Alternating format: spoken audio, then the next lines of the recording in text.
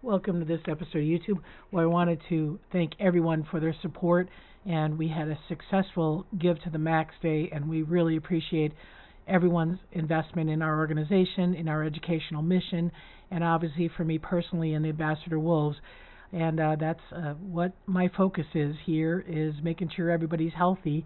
And I just wanted to follow up on my last YouTube where we kind of talked about Grizzer having a little bit of a limp, that Achilles tendon on his left leg and the ACL on his right leg, both showing a little bit of signs of tenderness, likely stimulated by having a new packmate, Denali, join him, getting a little bit of opportunity to be a little bit more active.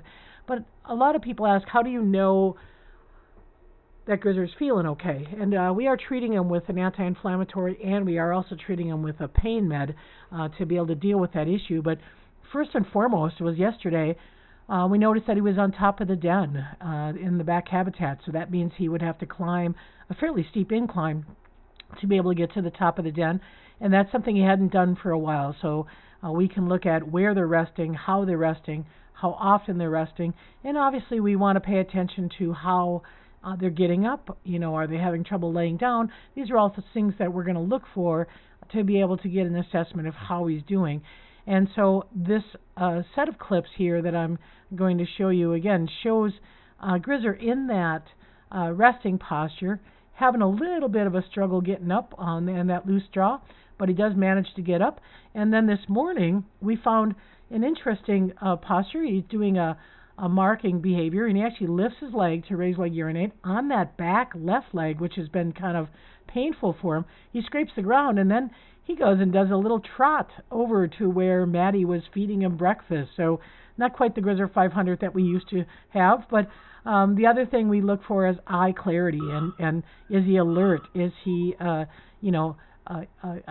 active around the other wolves? And here's Denali coming to get him. Denali doing a little tail wag there, get him for a walkabout in the back habitat. The other thing that we notice is if they are feeling pretty good, they really want to be part of the activity in the wolf yard. Looking out the window, seeing what's going on. We've seen it with Aiden and Grizzer when they were together. We saw it with Luna when she was in retirement with Grizzer. We saw it with Bolts when he was in retirement. And now we're starting to see it with Denali in retirement. So those are all good indications. Denali was struggling a little bit to be out of the pack. He clearly could not keep up with these young boys, though. And so just to reiterate, people have been asking me, would you put him back? No. The reality is these social ranks have kind of closed up. They're young, they're active, they're into winter, they're brothers. They'll bond. They have a bond that's a little bit stronger than it would be by crossmates. Denali had that same bond with Aiden when they were younger.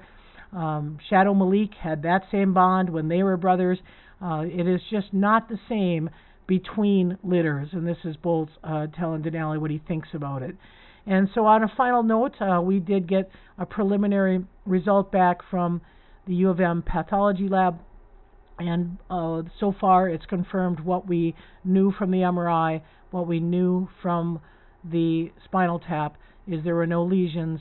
There was nothing in the brain or the spinal cord to indicate the cause of the neurological conditions. We're waiting for some more results.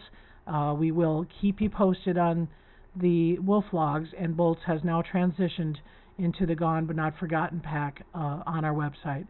So thanks for watching, and thanks to the Explore.org folks and the Annenberg Foundation for a matching grant, and for the Board of Directors for another matching grant to help us meet our goals to take care of the wolves and teach the world about wolves.